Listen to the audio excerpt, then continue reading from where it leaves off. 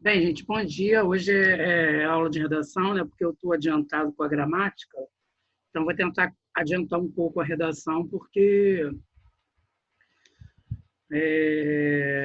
devido a esses feriados de sexta-feira, né? Então, se bem que hoje de vocês é aula de redação, né? Do primeiro ano que é sexta. Então, vamos para a página.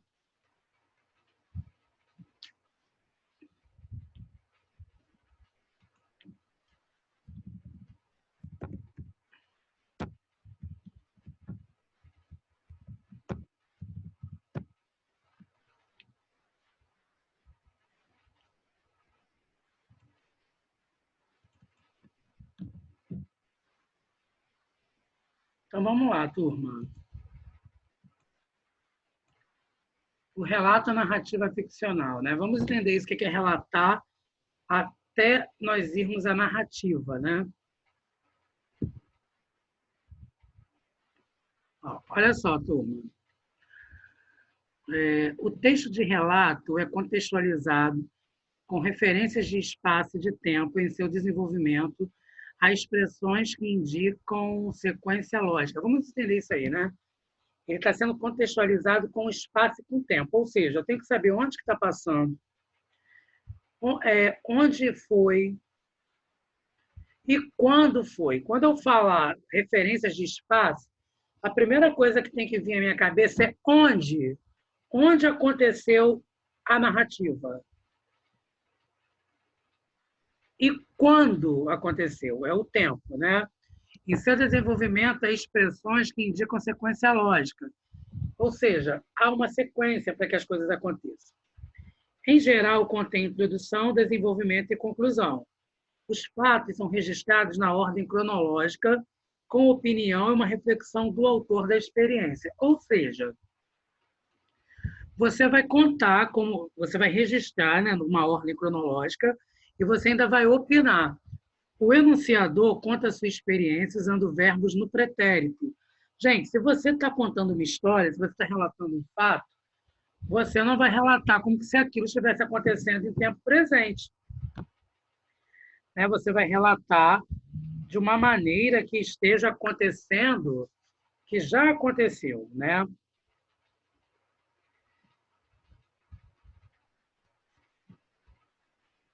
Sua linguagem pode ser formal ou informal, dependendo da temática explorada do veículo em que será publicado. Ou seja, gente, tem públicos, né, que, que você vai atingir um tipo de vocabulário. Né? Exemplo, o público do jornal O Globo é diferente do jornal O Dia, que é diferente do Extra, né, que é diferente do Povo. Então, tudo vai ter uma diferença. Tá? É... E para quem você for contar a história também, o vocabulário vai ser ou mais, a própria linguagem, ela vai ser mais formal, ou ela vai ser menos formal. Né? Tudo vai depender do veículo de comunicação, as próprias mídias, né, em si.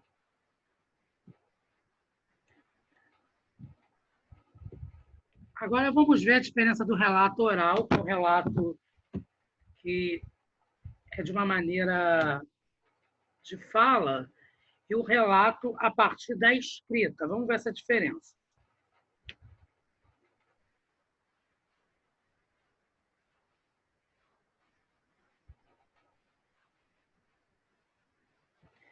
Então, olha só, turma.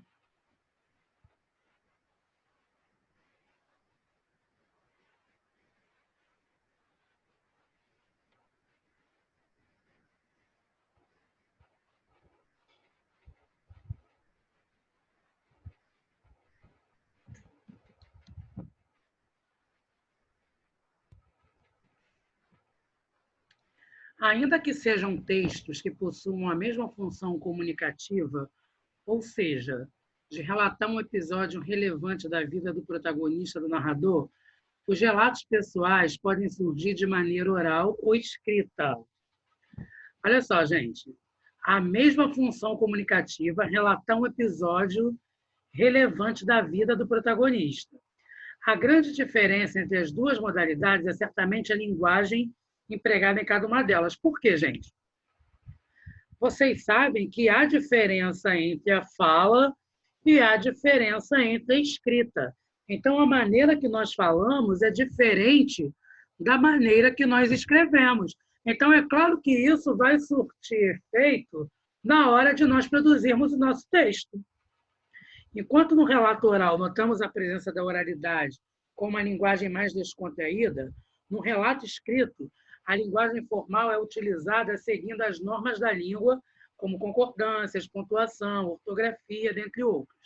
Gente, não tem como você mensurar ou avaliar, até você escuta, né, quando alguém está falando. Seu discurso está menos formal, seu discurso está mais erudito, seu discurso está ultra formal, seu discurso está extremamente coloquial ou até mesmo vulgar. Agora, na hora da escrita, você não vai chegar numa redação e você vai usar um termo extremamente coloquial, a não ser se o professor exige, né, que é uma proposta, que você tenha domínio de oralidade, que você saiba a diferença da formalidade para a informalidade. Mas, fora isso, seu texto sempre vai ter que ser escrito na norma padrão, na norma formal da língua. É possível que um relato oral seja transformado em escrito por meio da técnica da transcrição da fala do protagonista. Nesse caso, faz-se necessário organizar o texto e incluir pontuação, concordância e, em alguns casos, substituir algumas expressões populares, por exemplo, gírias que marcam a oralidade do discurso. Gente, muitas pessoas, quando vão falar, tem a questão da marca oral. Aí, né, né, aí. Cara, maluco, essas formas orais, essas marcas de oralidade. Num relato escrito, isso não pode existir. Você não vai poder escrever isso, gente, num registro formal, né? Só que faltava.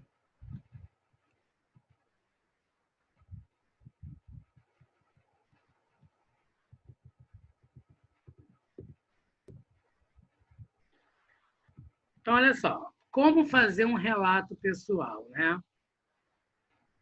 Ainda que não exista uma escritura fixa, para produzir um relato pessoal, é essencial estarmos atentos a alguns pontos. Por exemplo, quem, que é o narrador que produz o relato, o que está sendo narrado, quando, onde, como.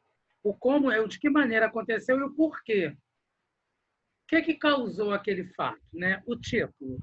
Ainda que não seja necessário em todos os relatos, há alguns indicados com um título referente ao tema que será abordado. Tema. Primeiramente, é importante delimitar o tema que será abordado no relato pessoal, seja um evento que ocorreu uma fase da vida, ou uma conquista, uma superação, ou até mesmo uma história triste, também está valendo, gente. A introdução, um pequeno texto em que aparecem as principais ideias que se quer relatar. Nessa parte é possível encontrar o local, o tempo, o personagem que faz parte da narrativa. Sei lá, gente, Júlia estava triste porque seu namorado desmanchou o romance com ela. Júlia estava triste na Tijuca. Eu posso falar o lugar que ela estava. Ontem, Júlia estava triste na Tijuca. Nós já estamos dizendo que é ontem, que é o tempo, que é o local, que ela estava triste, né? Que ela tá... Quem estava triste? A Júlia. Por que, que ela estava triste?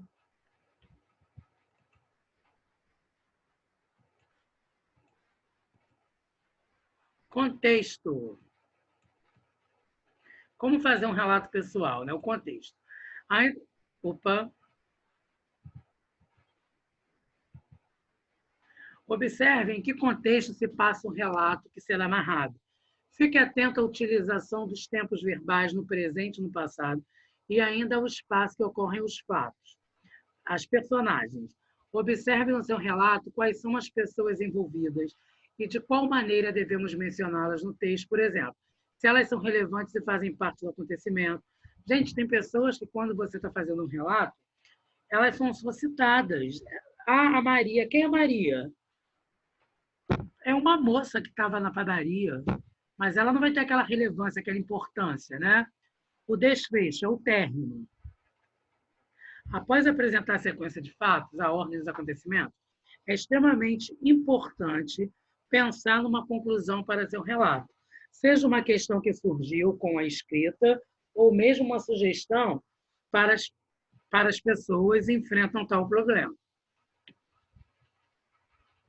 Exemplo de relato pessoal. Alguém poderia ler, gente?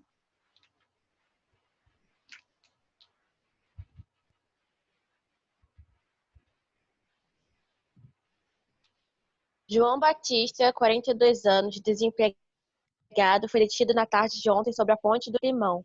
Dizendo-se personagem bíblico, entre preces e balidos, submergia diversas pessoas no Tietê, provocando-lhes graves queimaduras de pele. Por ter ficado mais de 6 horas exposto aos produtos químicos lançados no rio, os pés do próprio acusado sofrem riscos de amputação. Quanto à notícia de um certo Jesus ter andado sobre as águas, os PMs afirmaram que, embora pareça alucinação coletiva, o fato é possível, dada a alta concentração de poluentes no local, tornando a superfície praticamente... Obrigado. Olha só, gente. Qual é o personagem principal desse relato?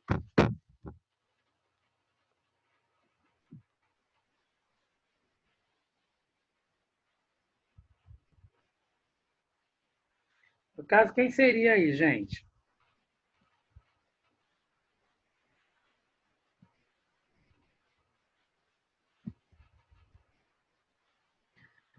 É o próprio João Batista, né?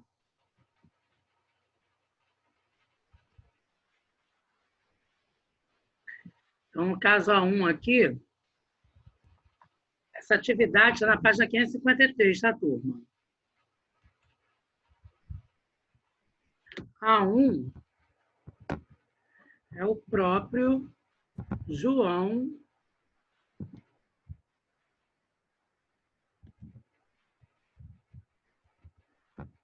Batista. Ok? Depois,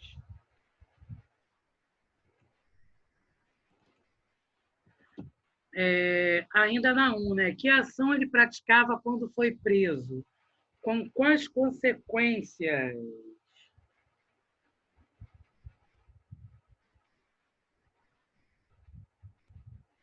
Então vamos lá, gente. Ainda na 1, né? Ele submergia diversas pessoas no Tietê. No Tietê, né? Provocando-lhes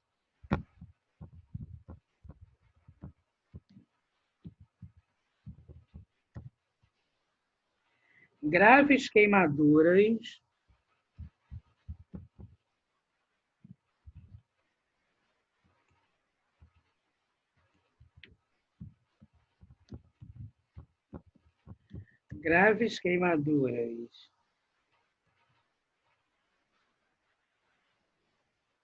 na pele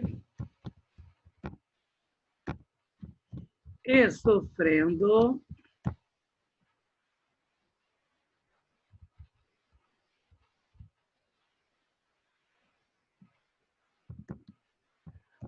o próprio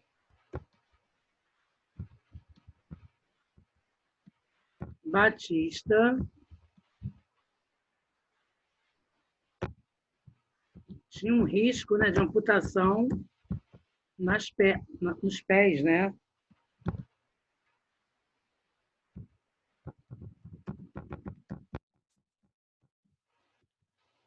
Então,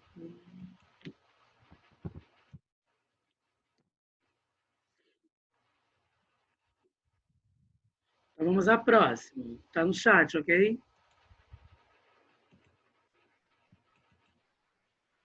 Considerando que a ação praticada por João Batista remete ao personagem bíblico que batizava as pessoas no Rio Jordão na época de Cristo, opine. Por que podemos considerar paródico o relato?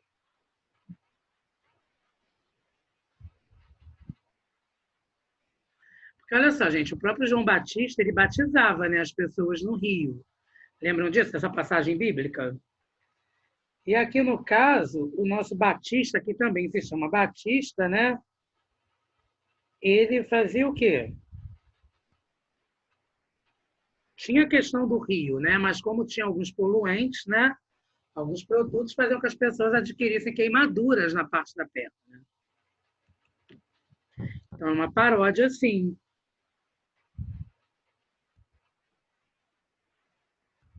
Então, vamos lá.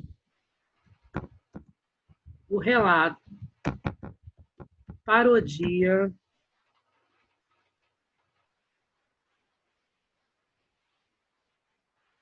a passagem bíblica de João Batista.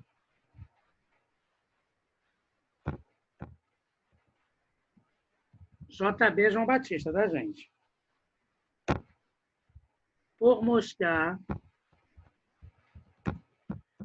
a contradição entre a intenção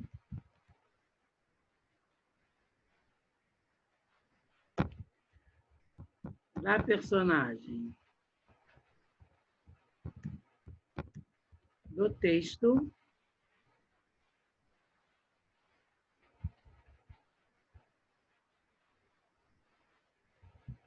que no caso seria batizar as pessoas,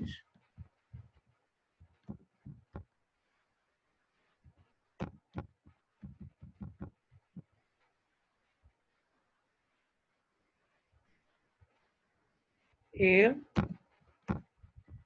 as consequências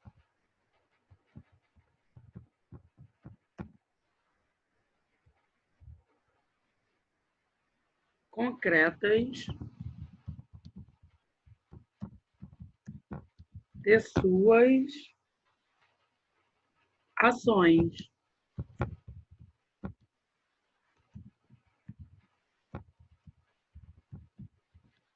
Que no caso seria provocar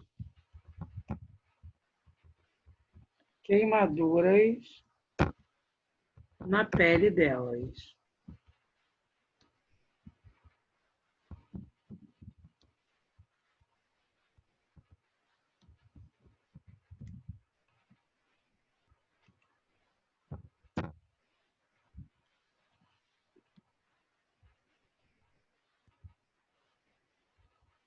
Agora nós vamos para a próxima.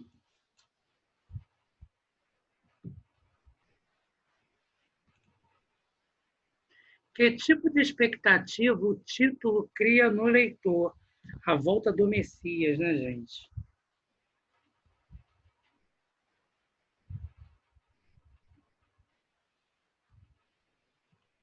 A volta do Messias a gente vai achar que é o quê? Eu acharia que era um texto religioso.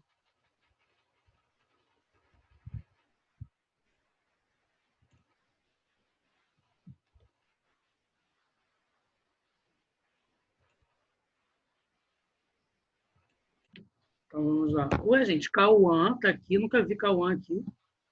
Então vamos lá.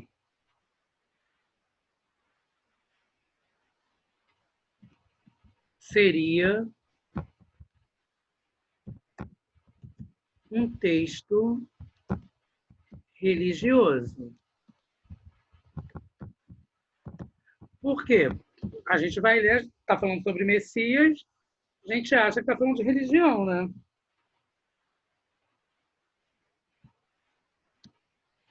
Pois se refere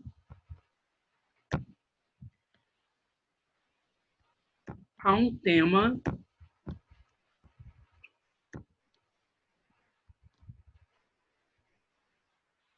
bíblico.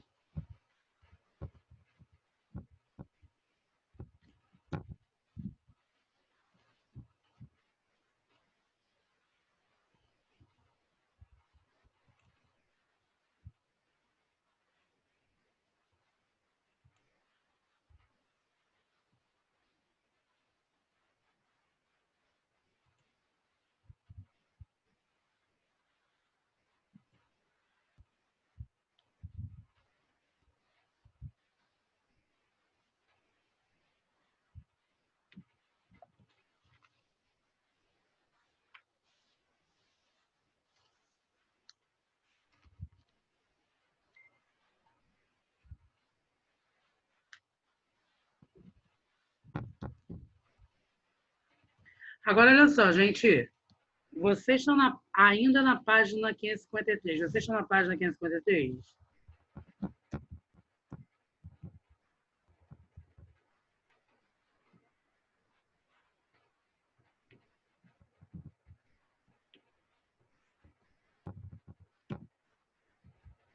Então, olha só. Começa assim. Relacione o título e o conteúdo do texto, né? Transcreva a passagem que se refere diretamente ao título. Gente, aqui no texto, lá na releitura, lá naquelas questões de baixo, está dizendo assim, ó.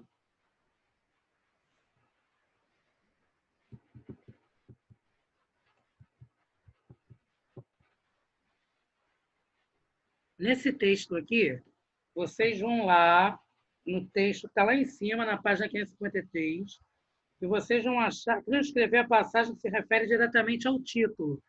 Gente, você não precisa transcrever, vai no próprio texto e finaliza. É aqui, ó. Quanto à notícia, é do quanto à notícia até sólida. Circulem aí para mim, por favor, no próprio texto de vocês. Quanto à notícia de um certo Jesus ter andado sobre as águas, os PMs afirmam que, embora pareça alucinação coletiva, o fato é possível, dada a alta concentração de poluentes no local, tornando a superfície praticamente sólida.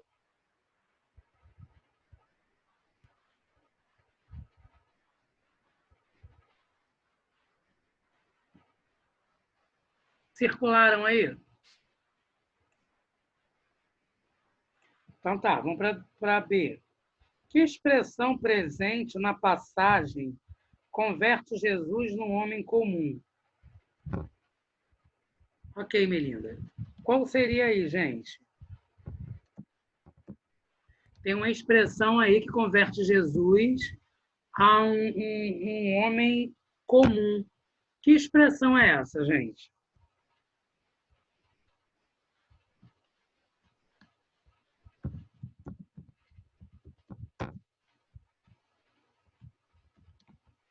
Que expressão é essa, segundo ano?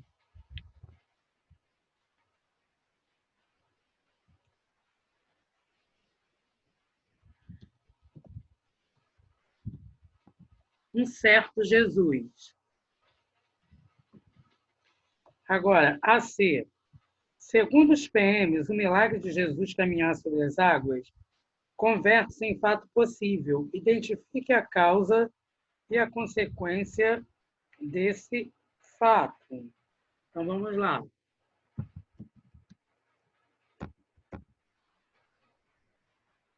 No caso, a causa, né? Qual seria a causa aí? A alta concentração de poluentes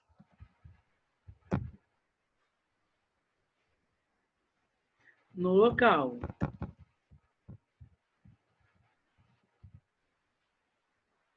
Agora vamos ver qual seria a consequência.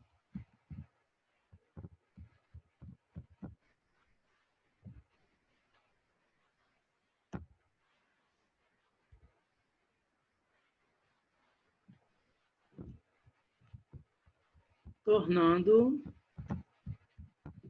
a superfície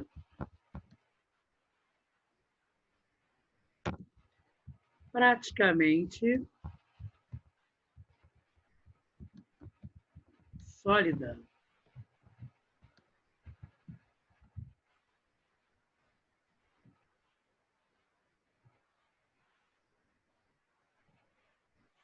Dois, os dois fatos que aparecem no texto denunciam um problema social atual, típico dos grandes centros urbanos, como a cidade de São Paulo. De que problema se trata? Estou falando de que aí no caso?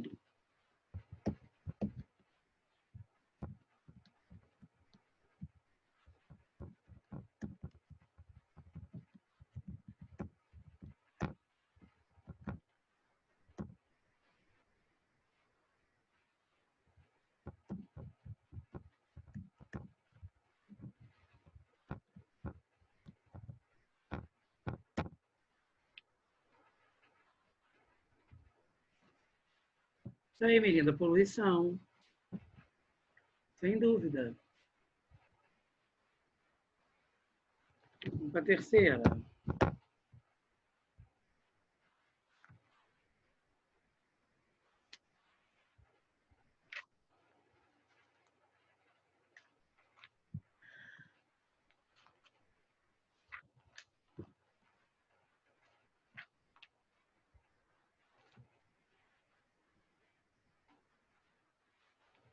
Identifique qual das afirmações a seguir é correta quanto ao objetivo pelo qual o texto foi escrito.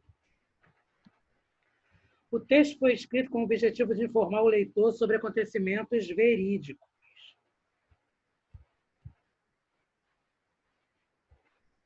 O texto foi escrito com o objetivo de ironizar uma determinada situação social por meio da paródia de acontecimentos bíblicos.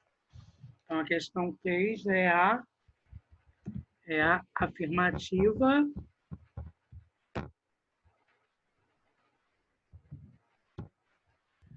Afirmativa 2.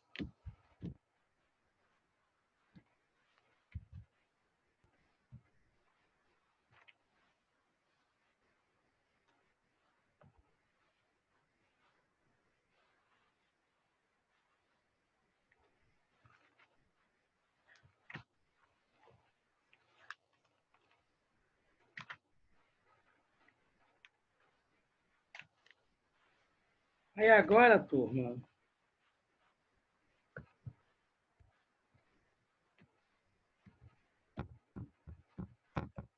para casa,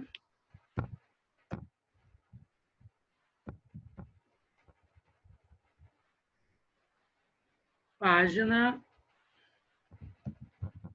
557. Ok? Alguma dúvida até aqui? Não. Não? Tudo bem, gente, até aí? Bem, então é isso, né? Fiquem bem aí, tá? Qualquer coisa me chamem. Não saiam de casa, cuida do vovô, da vovó, do papai e da mamãe.